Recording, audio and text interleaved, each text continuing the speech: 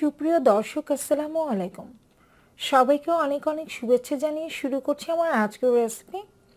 আচার খেতে কে না ভালোবাসে বলুন? আচার দেখে জিভে জল আসে না এমনটা হতেই পারে না। হ্যাঁ ভিউয়ার্স, আজকে তৈরি করছি মজাদার টমেটোর আচার, যা ভাত বা খিচুড়ির সাথে দারুণ লাগে। আর এটা কিন্তু এমনিতেও খেতে ভীষণ মজা। তো চলুন ভিউয়ার্স, ঝটপট দেখে নিই মজাদার এই টমেটোর আচার তৈরি করতে কী কী উপকরণ লাগছে, পুরো প্রস্তুত প্রণালী। টমেটোর আচার তৈরি করার জন্য আমি এখানে ফ্রেশ টমেটো নিয়েছি হাফ কেজি পরিমাণ। আর চেষ্টা করবেন একটু ফ্রেশ টমেটো নিতে, আর বেশ পাকা টকটকে লাল টমেটো নিতে, তাহলে আচারের রঙটা দেখতে বেশ ভালো লাগবে। তো এই টমেটোগুলোকে এবার আমি টুকরো করে কেটে নিচ্ছি। তো এবার আমি টমেটোগুলোকে টুকরো করে কেটে নেব। সেই জন্য টমেটোর যে মুখের অংশটা রয়েছে সেটা আমি ছুরির সাহায্যে কেটে ফেলে দিচ্ছি। এবার জাস্ট এগুলোকে কিউব আকারে কেটে নিতে হবে।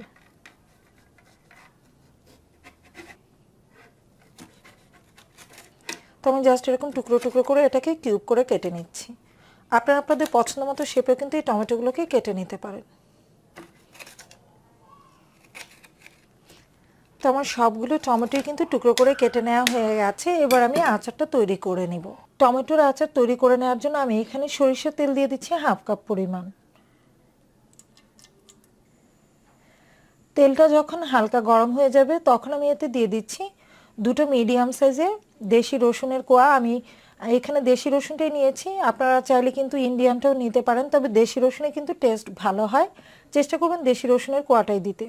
আর তেলটা কিন্তু বেশি গরম করে দিবেন না, তাহলে রসুনের কোয়াটা পুড়ে যাবে আর ফ্লেভারটা কিন্তু ভালো হবে না। তাই হালকা গরম হলেই রসুনের কোয়াটা দিয়ে দিতে হবে। আর খেয়াল রাখতে হবে কোয়াটা যেন একদম ফ্রাই হয়ে না যায়। এবার দিয়ে দিচ্ছি টুকরো করে কেটে রাখা টমেটো।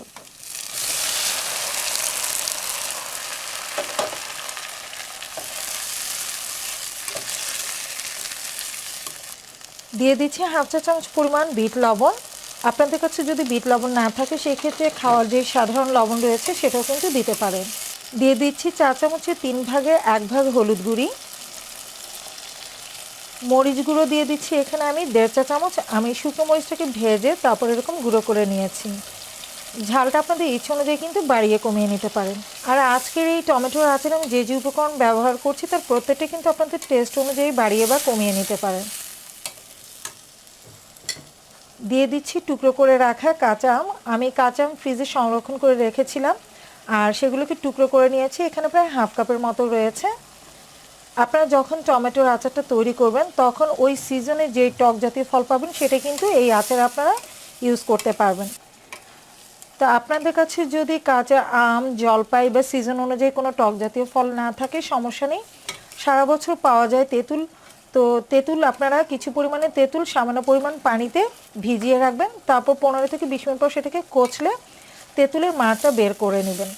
অর্থাৎ তেঁতুলের রসটা কিন্তু আপনারা এই টমেটোর আচারে ব্যবহার করতে পারেন। তো বেশ কিছুক্ষণ আমি সব কিছুকে একটু কষিয়ে নিব। আমি বেশ কিছুক্ষণ এই টমেটোর আচারটাকে কষিয়ে নিয়েছি, দেখতে পাচ্ছেন। আর টমেটোটা কিন্তু সেদ্ধ হয়ে গেছে। জাস্ট 4 থেকে 5 মিনিট কষিয়ে নিলে দেখবেন যে টমেটোটা কিন্তু অনেকটাই নরম হয়ে গেছে। তো সেদ্ধ করে একেবারে আমি গলিয়ে ফেলবো না, কিছুটা আস্ত ভাব থাকবে, তাহলে দেখতেও ভালো লাগবে। আর এই পর্যায়ে আমি দিয়ে দিচ্ছি এখানে 1 কাপের মতো চিনি। মিষ্টিটা আপনাদের ইচ্ছে মতো কিন্তু বাড়িয়ে বা কমিয়েও নিতে পারেন। তো নেড়ে চেড়ে আরও বেশ কিছুক্ষণ এই আচারটাকে ভেজে নিতে হবে। চিনি থেকে কিন্তু যথেষ্ট পরিমাণে পানি বেরিয়ে আসবে, তাই পানিটা শুকিয়ে নিতে হবে।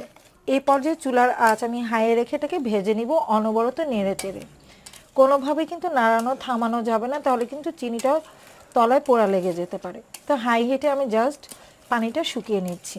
চিনি দেওয়ার পর যে এক্সট্রা পানি বেরিয়েছিল সেটা অনেকটাই শুকিয়ে গেছে। আর যে ঝোলঝোল ভাব দেখছেন এটা কিন্তু টমেটোর কারণে, কারণ কিছু কিছু টমেটোর টুকরো কিন্তু একদম গলে গেছে।